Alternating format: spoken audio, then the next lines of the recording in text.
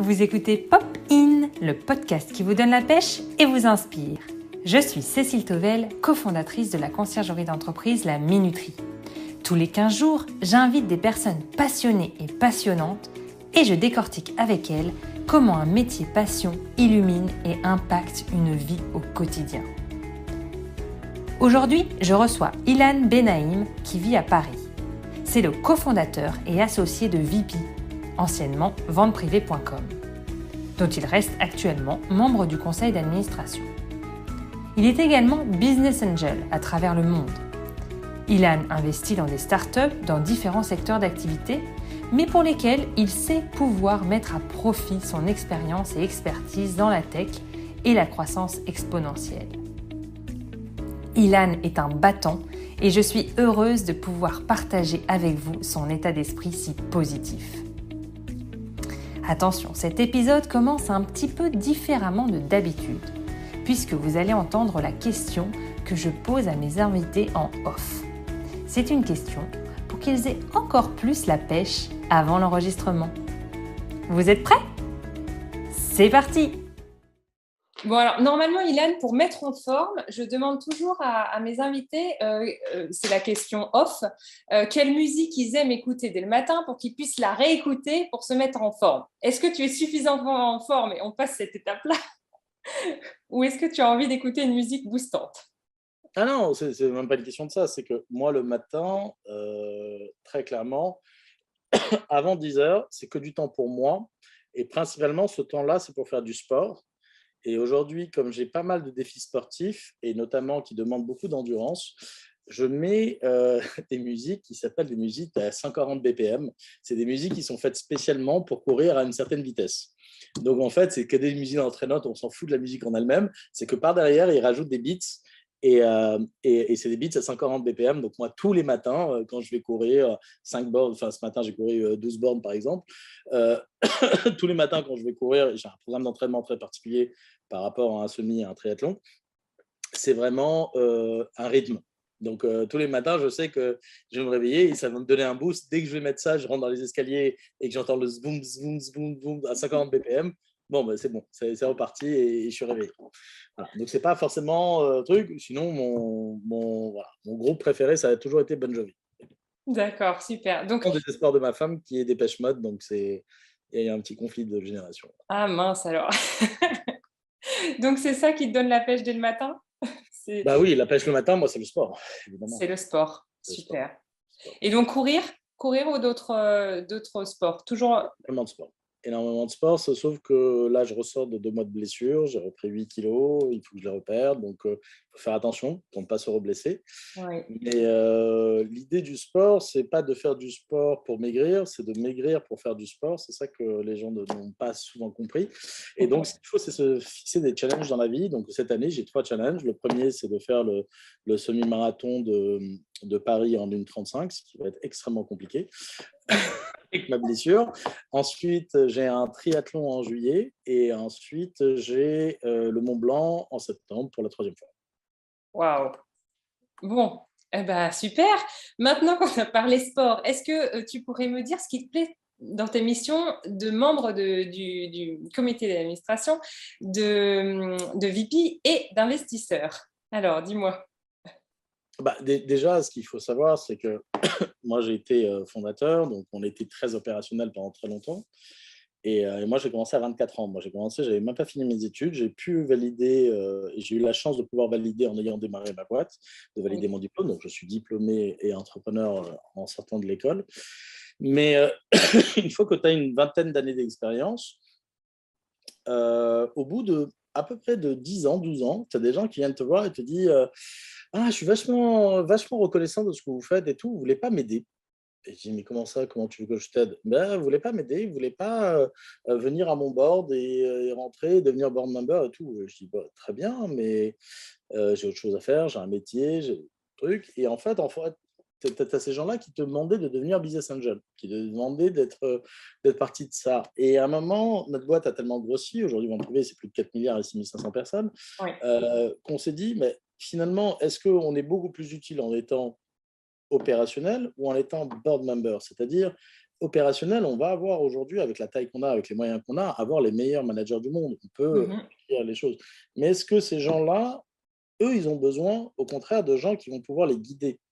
Et quand tu as une relation opérationnelle et avec une gouvernance, avec un board qui va valider les orientations stratégiques, qui va dire, écoute, je pense que ça, c'est plus prioritaire que ça, Mhm. etc., bah, ça te permet en fait d'utiliser ton expérience depuis 20 ans pour Oui. la recracher. Aujourd'hui, tu me dis, Ilan, est-ce que tu es capable de recréer une boîte from scratch comme tu as fait à 24 ans? Non, vraiment pas.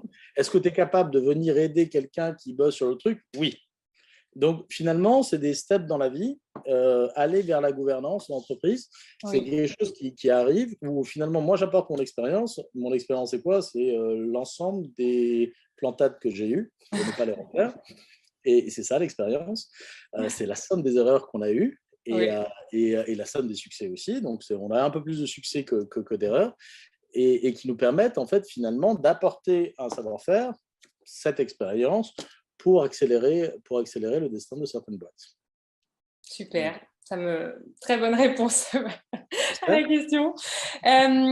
Comment tu as réussi, si tu as réussi, à trouver un équilibre justement vie pro, vie perso qui te convienne? Alors, on a parlé déjà un petit peu du sport. Est-ce qu'il y a d'autres choses que tu as ajoutées pour Bah, trouver justement cet équilibre?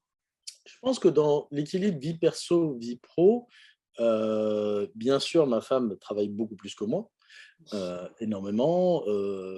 Et donc, l'idée qu'on s'est faite, c'est déjà de dire, déconnectons l'endroit où on bosse de l'endroit où on se repose. Donc, D'accord, nous, on a choisi que la semaine, on vivait à Paris et que le d'accord. week-end, on était à la campagne. Mhm. On ne passe jamais aucun week-end à Paris. Parce que pour D'accord. nous, ce n'est pas un week-end. C'est l'endroit où on passe la semaine et on travaille beaucoup, et les enfants sont fatigués, ils ont les devoirs, etc. Donc, nous, la façon dont on a trouvé de trouver un équilibre, c'est de dire, séparons les week-ends. D'accord. Et moi, j'ai fait quelque chose de différent. C'est pour ça que c'est extraordinaire que tu arrives à m'avoir moi aujourd'hui. C'est qu'en général, moi, du vendredi après-midi au lundi midi, il n'y a personne qui me parle. Très bien. C'est le D'accord. temps pour moi, pour réfléchir, pour préparer ma semaine. Donc, quand je vais passer un Oui. week-end à la campagne, il est hors de question de redémarrer à 8 heures du matin le travail, parce que je considère que je me suis reposé. Si à 8 heures du matin, tu as tout le monde qui te tombe dessus et tout ça, ton repos a disparu. Donc, ce que je Oui. fais, c'est que le lundi matin, je suis à 8h30 au boulot, et de 8h30 à midi, je n'ai aucun rendez-vous, personne qui m'appelle. Très bien. C'est vraiment le moment qui est pour moi, qui est d'utiliser ce temps de repos que j'ai eu pour préparer ma semaine, et c'est ça qu'on a fait. Super, très clair. Justement, en tant qu'investisseur dans des startups, tu conseilles beaucoup de jeunes entrepreneurs. Est-ce que tu peux nous partager d'autres astuces et méthodes, là, ce n'était déjà une, hein, pour gagner du temps au quotidien? Est-ce que tu en as d'autres à partager? Qu'est-ce que tu leur recommandes à ces... Moi, je pense que la plus grosse perte de temps aujourd'hui, elle vient de notre éducation. La plus grosse perte de temps qu'on a, c'est que notre éducation nous a appris que faire des erreurs, c'était pas bien, que quand il y avait un problème, il y avait une seule solution. Et Oui, donc, très souvent, je suis face à soit des collaborateurs, soit à des associés qui sont plus jeunes, qui ont moins d'expérience et tout, qui sont face à des problèmes et qui vont chercher la solution parfaite. Sauf oui, que la solution parfaite, un, elle est théorique, et deux, elle est très loin dans le temps, la résolution.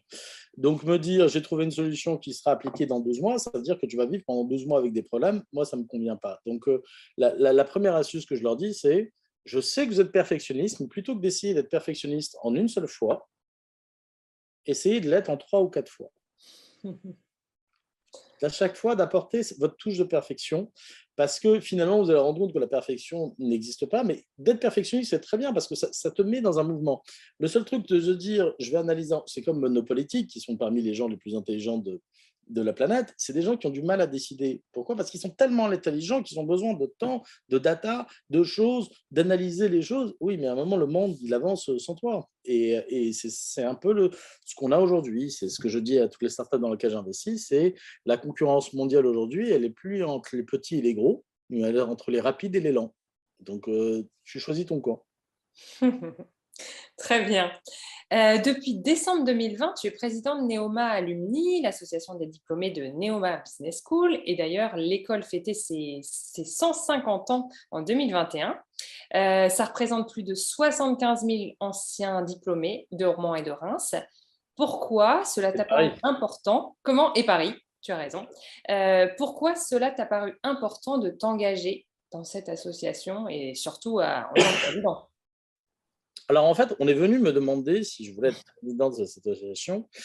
Et en fait, moi, ce que j'adore, c'est évidemment les challenges. Mais ce qui m'a vraiment surpris, c'est que, évidemment, en faisant Neoma, on n'avait pas fait HEC. Et quand tu fais une prépa HEC, tu fais la prépa d'HEC.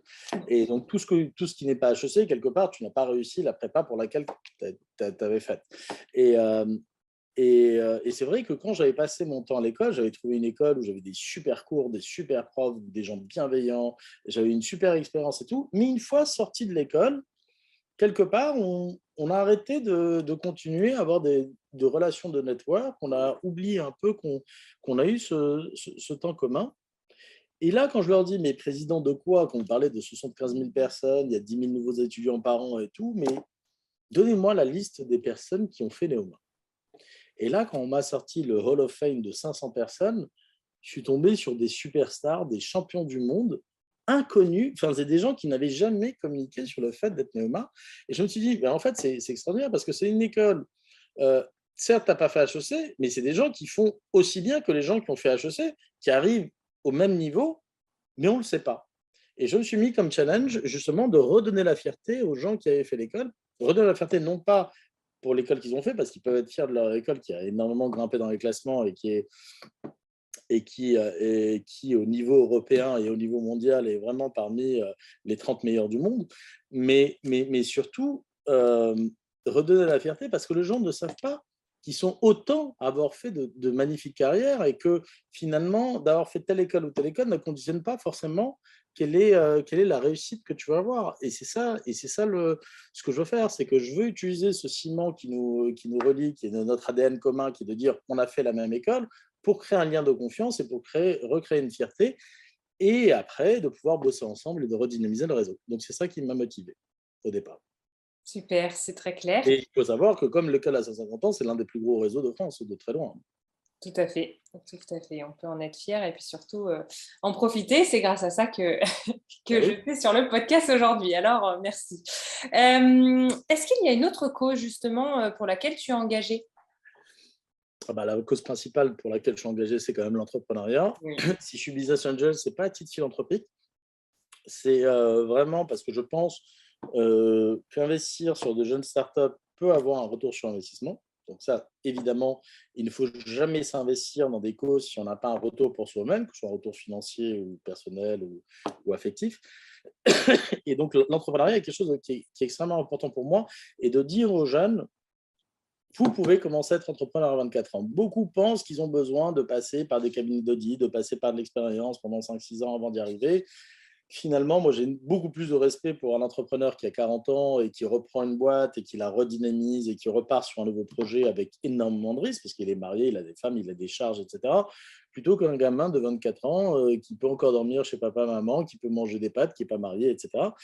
Mais aujourd'hui, ils n'y vont pas spontanément vers ça. Donc moi, je pousse beaucoup vers ça. Et il y a autre chose que je pousse beaucoup, c'est au-delà de l'entrepreneuriat tout court, pousser également l'entrepreneuriat féminin, parce qu'il n'y a aucune raison qu'il y ait plus d'hommes que de femmes dans l'entrepreneuriat.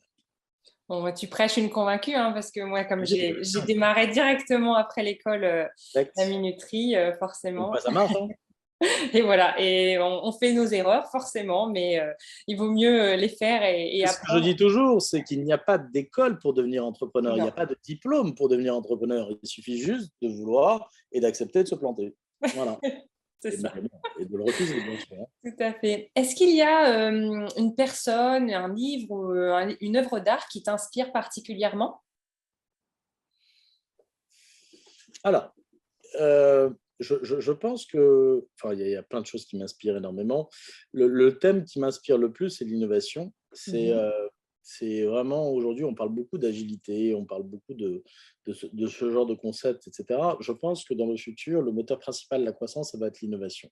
Ça veut dire comment faire mieux qu'avant. beaucoup de gens pensent que l'innovation, c'est quelque chose de transcendantal, il faut trouver une nouvelle idée. Donc, à un moment, on avait des cycles de vie de produits. Je ne sais pas si tu te rappelles de nos cours de marketing, où on savait les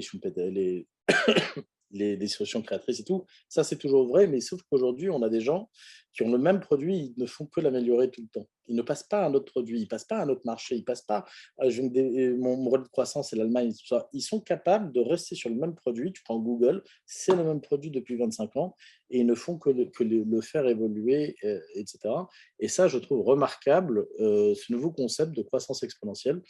Et donc, voilà, ça, c'est les concepts qui me branchent beaucoup, et je lis énormément de choses autour de ça. Et Un donc, livre à nous conseiller en particulier d'ailleurs? il y a un livre qui s'appelle Exponential Growth. Je ne me D'accord. rappelle plus du tout de l'auteur, c'est un auteur américain, mais Je mettrai dans les notes de l'épisode. Mais Exponential Growth, évidemment, c'est quelque chose à voir. C'est qu'en fait, on nous a appris toute notre vie que quand tu es une startup, tu fais 100% de croissance, et dès que tu es une grosse entreprise, tu fais entre -2 et +2. Sauf que là, on a 4, 5, 10 boîtes dans le monde qui nous montrent que plus elles grossissent, plus elles vont vite. Et tu prends aujourd'hui le taux de croissance d'Amazon, il est supérieur qu'il y a 5 ans, ce qui est complètement dingue. Alors que les mecs, ils rajoutent 50 milliards de dollars par an de chiffre d'affaires tous les ans. Et ça, c'est extraordinaire, et c'est vraiment des choses sur lesquelles il faut s'inspirer, pour moi, dès le niveau de start-up. Parce que ces gens-là, ils ont commencé dans un garage. Tous les GAFAM dont on parle, ce pas des gens qui ont levé 100 millions de dollars au départ. Ce n'est pas vrai. C'est des gens qui, ont arrêté leurs études en cours de route. Ils ont commencé dans un garage en voulant copier des gros mastodontes qui existaient. Et ils ont accéléré comme ça en se disant, on veut rester start-up, on veut continuer à faire des erreurs, on veut continuer à faire ça. Et donc, quand on regarde ces gens-là, comment est-ce qu'ils y arrivent, c'est là qu'on comprend que finalement, il y a des nouveaux modèles économiques qui émergent. Super. Est-ce que pour finir cet épisode, tu aurais une anecdote à me raconter que tu as vécue, alors soit en tant que business angel ou peut-être sur le plateau aussi qui veut devenir… comment ça s'appelle exactement? C'est au Maroc? Tu fais cette émission, il me C'est semble, qui devenir mon associé au Maroc? Qui va investir dans mon projet au Maroc? Ce qui est très drôle, c'est que quand on regarde, quand on participe à ce genre de mission, au départ, on reçoit des decks. Et donc, on regarde et on fait de ces élections. Donc, on reçoit 25 decks et on se dit, bon, celui-là, jamais de la vie, celui-là, jamais de la vie, celui-là, jamais de la vie. Et il s'avère qu'à la fin, il y a 50% des jamais de la vie dans lesquels j'ai investi. Donc, voilà. Donc, finalement, l'anecdote, c'est bon, tu peux regarder les decks tant que tu veux. À la fin, tu investis dans un humain. Tu veux t'associer avec quelqu'un. Et l'idée, c'est pas le projet en lui-même. C'est que tu peux trouver des failles dans le projet, tu peux trouver des maladresses dans le projet. Mais à la fin, tu te dis, OK, il y a des maladresses, mais avec celui-là, je vais pouvoir y aller. C'est ça. Et puis, pourront toujours pivoter, tu seras là aussi pour les Ils acceptent, tu vois, s'ils acceptent. C'est ça le truc. C'est ça qui est beau. L'humain, toujours l'humain. En tout cas, merci énormément pour toutes ces réponses, Ilan. C'était super. Et à très bientôt. En prie, à très bientôt. Ça y est, c'est déjà fini pour aujourd'hui. Merci d'avoir écouté cet épisode jusqu'à la fin. Je vous retrouve dans 2 semaines avec, non pas une interview, mais un épisode solo. Et oui, je vais me lancer. Si ce podcast vous a plu, abonnez-vous et partagez-le autour de vous. Cela m'aide énormément à le faire connaître. À bientôt sur Pop In!